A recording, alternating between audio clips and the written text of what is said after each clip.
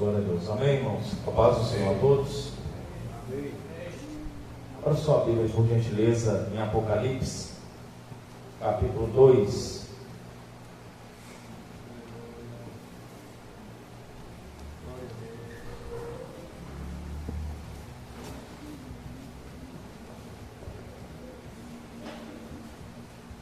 Glória a Deus.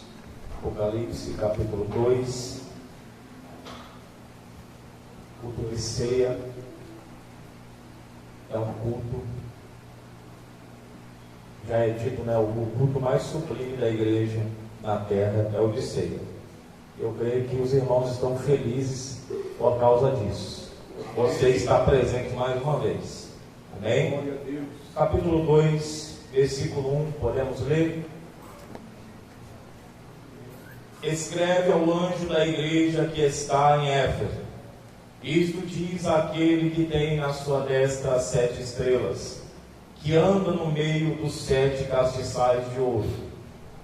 Eu sei as tuas obras, e o teu trabalho, e a tua paciência, e que não podes sofrer os maus, e puseste à prova os que dizem ser apóstolos e o não são, e tu os achaste mentirosos, e sofrestes e tens paciência, e trabalhastes pelo meu nome e não te cansaste.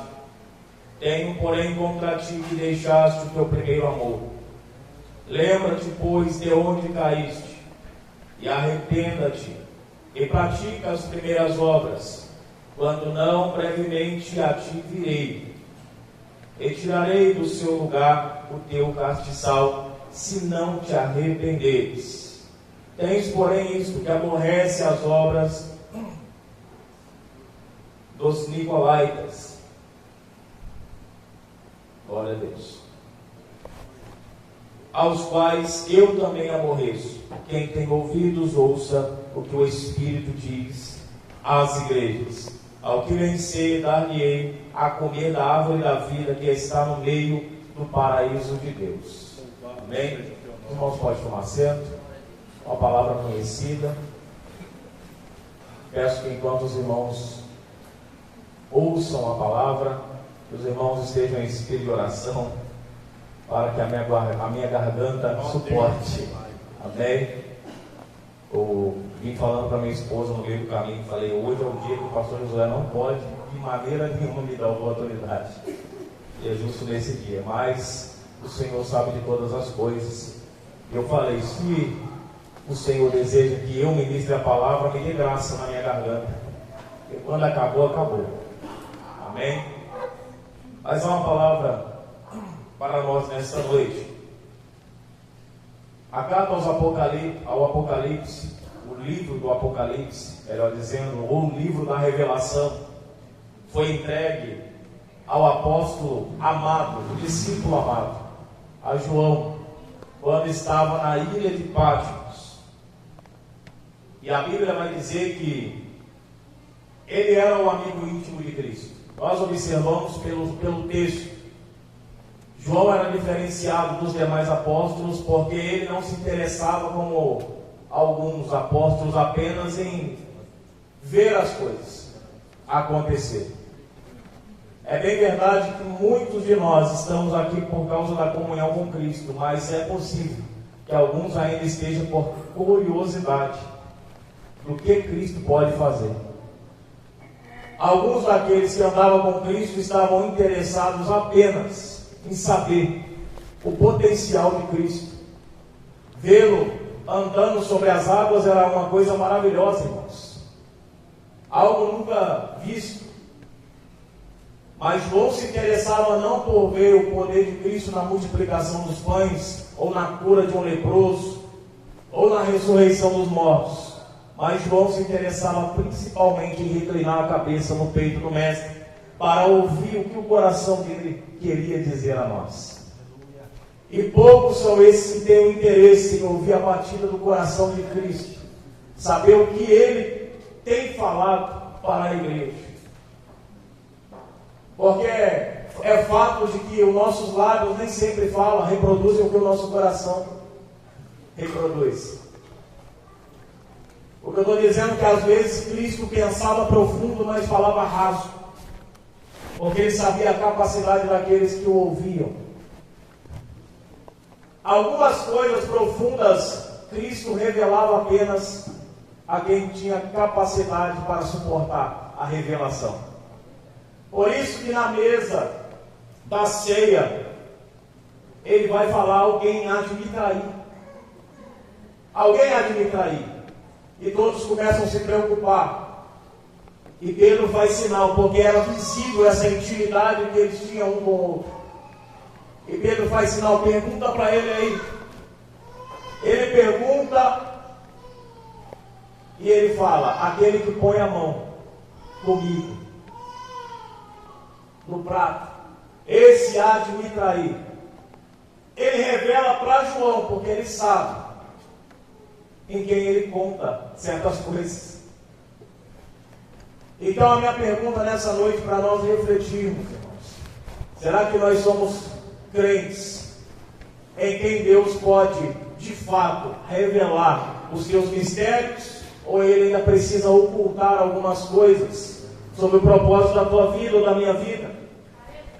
Será que nós temos verdadeiramente estrutura espiritual para continuar caminhando, mesmo sabendo que o que Cristo irá realizar na nossa vida lá na frente não será do nosso agrado, mas será necessário? Eu estou falando, irmãos, de não andar com Cristo movido por interesse, mas andar com Cristo movido por amor. Perdemos o amor quando nós não andamos com Cristo, não viemos à igreja com o interesse único e exclusivo de entregar o nosso culto racional, que aliás não começa aqui, ele começa quando nós acordamos e as primeiras palavras que nós liberamos, já ali o nosso culto inicia. Não, o nosso culto não começa quando nós entramos do portão para dentro. Nosso culto começa quando nós caminhamos. Por isso que a Bíblia vai dizer: rogo-vos, irmãos meus, pela compaixão de Deus, que apresenteis os vossos corpos como sacrifício.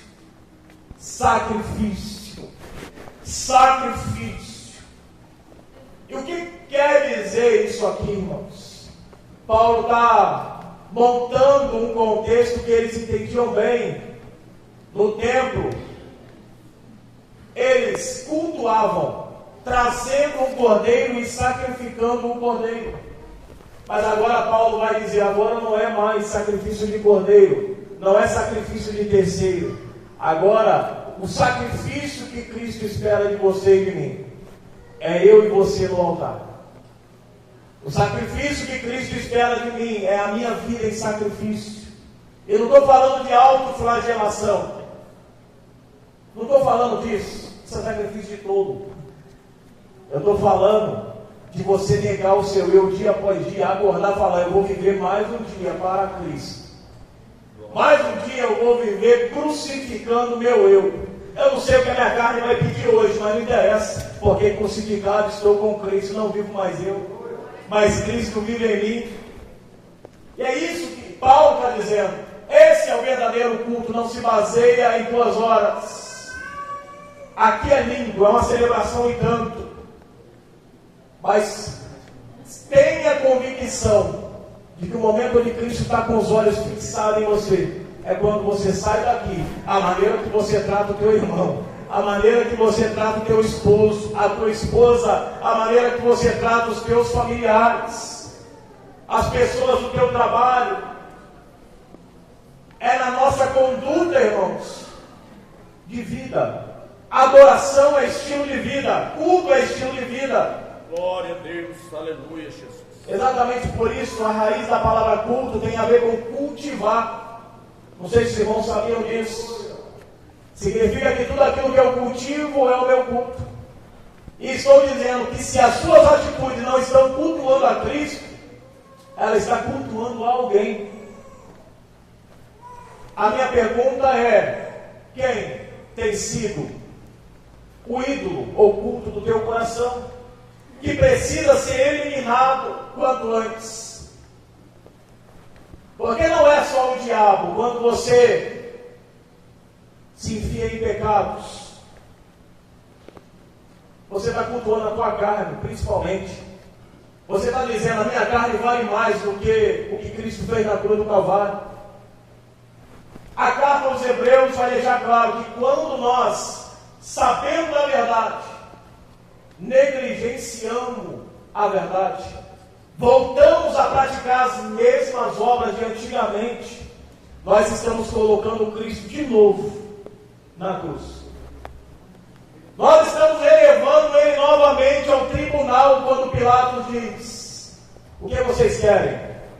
E a resposta tua, a minha resposta quando eu não nego meu eu, é crucifica-o. Crucifica ele, porque eu escolho dar a liberdade para o meu Barrabás, para mim, para o meu eu. Louvado seja Deus. E entenda uma coisa, por isso que o texto vai deixar bem claro aqui. Eu conheço as tuas obras. Eu conheço as tuas obras. E ele inicia dizendo: primeiro, eu sou aquele que ando no meio dos 7 castiçais de ouro, que tenho na destra, na minha mão direita eu tenho as 7 estrelas. E ele explica no capítulo 1 o que é a 7 igreja. Ele fala, o mistério das 7 igrejas, dos 7 castiçais de ouro é este. As 7 igrejas são os 7 castiçais. E as 7 estrelas são o quê? As 7 estrelas são os 7 pastores, estão na minha mão. Não é o pastor que tem autoridade sobre Deus, é Deus que tem autoridade sobre o pastor, e tem que ser assim. Não é o pastor que diz e Deus recebe, não é. Deus diz e o pastor recebe. Manda quem pode, obedece quem tem juízo, é assim que acontece. E os pastores sabem como funciona. Todas as vezes que essa regra é corrompida, pode ter certeza que as consequências virão e nós teremos que arcar com elas. Os pastores estão nas mãos de Deus. Deus está dizendo, eu estou mandando uma carta para quem eu conheço, porque está na minha mão, eu sustento ele. Eu estou mandando uma carta para uma igreja que eu não ouvi falar sobre ela, não disseram sobre ela. E tem um tanto de crente ouvindo o que disseram de alguém. Irmão, aprenda com Jesus. Se for para falar, irmãos, que você tenha conhecimento pleno daquilo que você fala. Porque ele fala de algo que ele tem um diagnóstico completo. Ele está olhando para a igreja, eu estou no meio dela. Eu sei quem é Éfeso. Eu sei quem é Esmina. Ninguém me contou, eu sei porque eu conheço as obras deles. E agora, trazendo para o individual, porque a igreja também fala disso. Deus olha para você e fala, eu conheço as tuas obras. Eu conheço as tuas obras, eu sei por onde você anda, eu sei o que você tem praticado, eu sei o que você tem cultivado na sua vida, e é com base nisso que Deus te dá uma resposta. É com base nisso que Deus vai desenhando o desenrolar da sua vida. Não se engane. Deus pode mudar de decisão.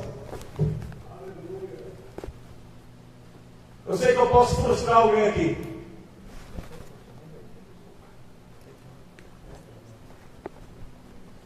Então não se engane, irmãos. Deus pode sim mudar de decisão em relação a mim e a você. Não, pastor, mas Deus... O pastor é que eu estava acostumado, né, irmão? Mas eu tenho uma grande promessa na minha vida que Deus vem dizendo desde quando eu estava no ventre da minha mãe. Vai acontecer, porque profetas disseram. Se você não se aprumar à promessa, creia, Deus pode mudar de decisão. Não pode não? Ele falou que nunca mais iria permitir o caos vir sobre a terra. Ele falou isso para Noé.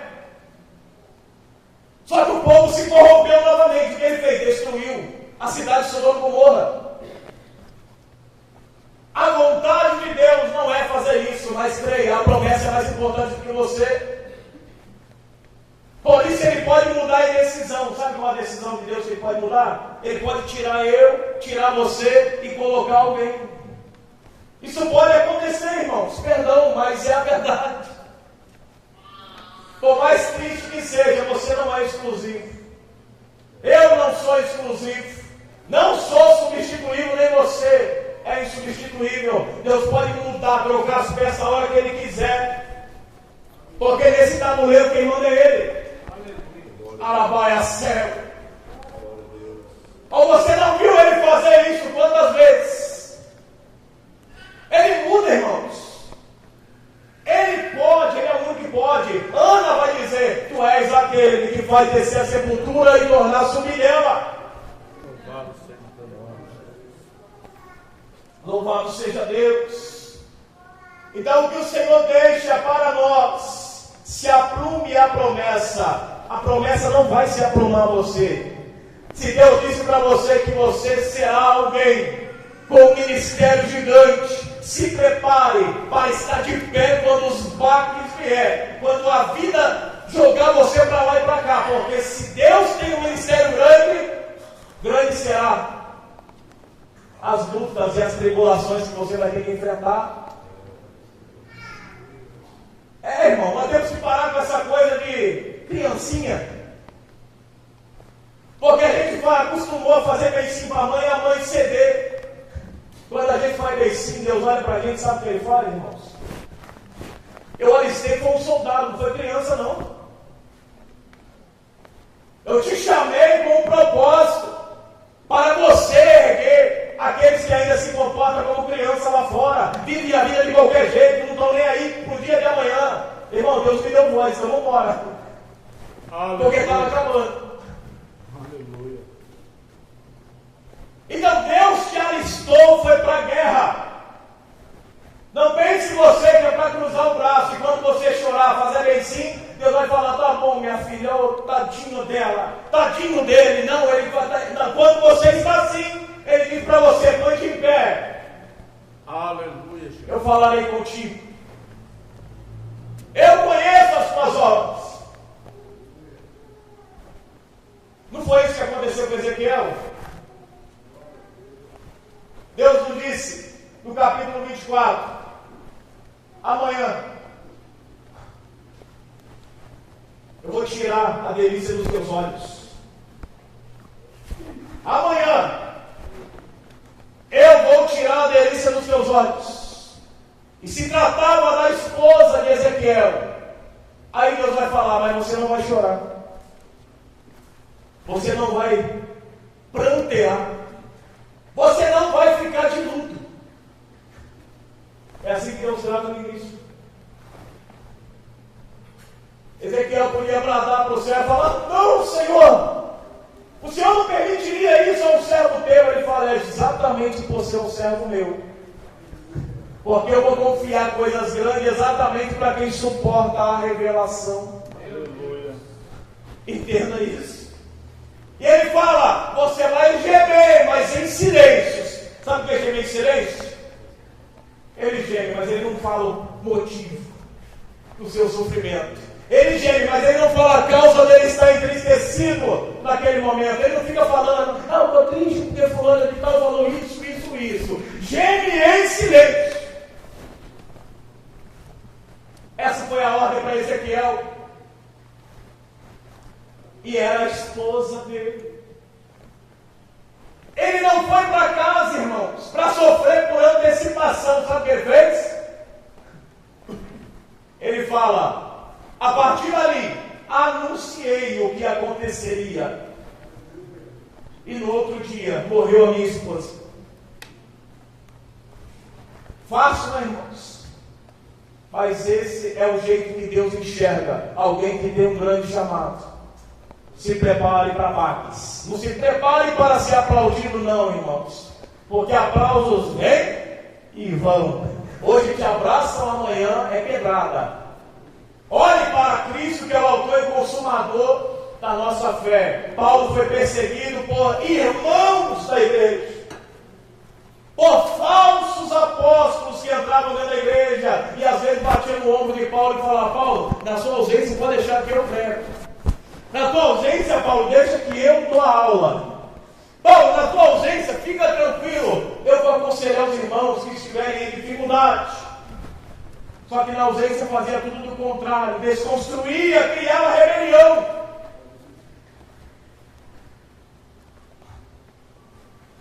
Não brinque com o sagrado, irmãos. Não brinque com o sagrado. Hoje nós vamos participar da ceia do Senhor. E nós sabemos o quão importante é isso para nós. E agora nós temos um conhecimento de algo que Deus traz para nós essa noite. Que Ele sabe de tudo que você fez. Ele sabe de tudo que eu fiz. E eu não estou dizendo que a ceia é um prêmio, porque não é. O prêmio vai ser chegar na glória e participar com Ele lá. Aleluia. Essa aqui serve para a nossa edificação. Mas é momentâneo.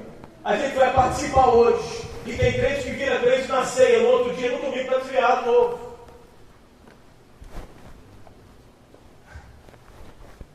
Vigia, crente.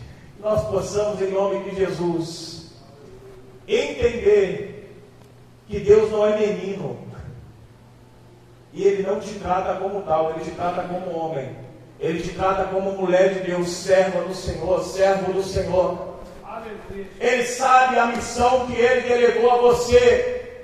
E a maior preocupação dele não é se Ele sabe, é se você sabe ainda a missão que Ele te deu.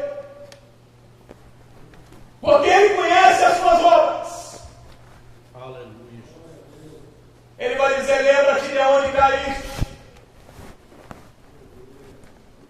E arrependa-te, porque senão, Ele está mandando aonde, irmão, na visão? No meio dos 7 castiçais de ouro.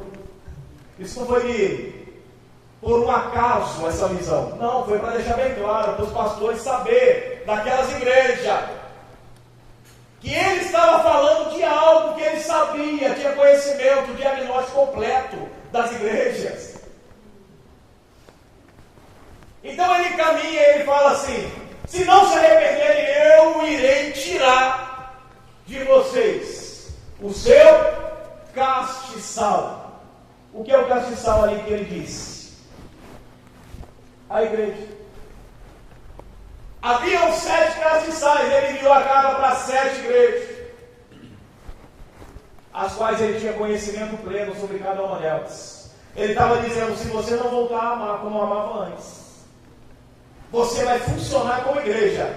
O templo pode até continuar aberto, mas vai ser um salão qualquer que os crentes, que dizem crentes, se reúnem. Porque eu vou tirar a igreja desse quadrado. É duro, mas é o que está na Bíblia, irmãos. Perdão, mas é o que está no texto, é o contexto, é a interpretação. Se você não se arrepender e voltar a amar como antes, volte ao primeiro amor.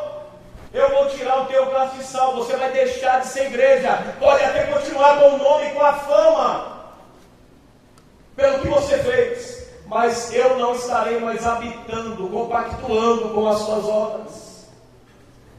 Então, em nome de Jesus, irmãos, eu aprendi que quando Deus nos disciplina, nos repreende, é quando Ele está expressando o seu amor por nós. Isso é bíblico, está em Hebreus capítulo 12, está em Apocalipse capítulo 3. Eu disciplino e castigo a quantos? A todos quantos amo. Então eu digo nessa noite, para entregar o microfone para o pastor: aproveite essa oportunidade. Eu creio que terá mais uma oração. Entrega o teu coração e derrame a Deus novamente. Agora, a partir da revelação que você recebeu da palavra, aproveitando que o Espírito da profecia está sobre nós, fala: Pai, eu entendi. Eu me submeto a essa verdade que o Senhor disse. Reconheço que eu não tenho praticado as obras que eu deveria praticar, mas a partir de hoje eu vou. Eu me arrependo e a partir de hoje eu vou praticar. Conta comigo, porque eu estarei entrando na brecha a partir de hoje, em nome de Jesus. Quantos estão comigo com essa verdade? Diga glória a Deus, em nome de Jesus. Amém, irmãos? Eu devolvo a palavra ao pastor e agradeço a oportunidade em nome de Jesus.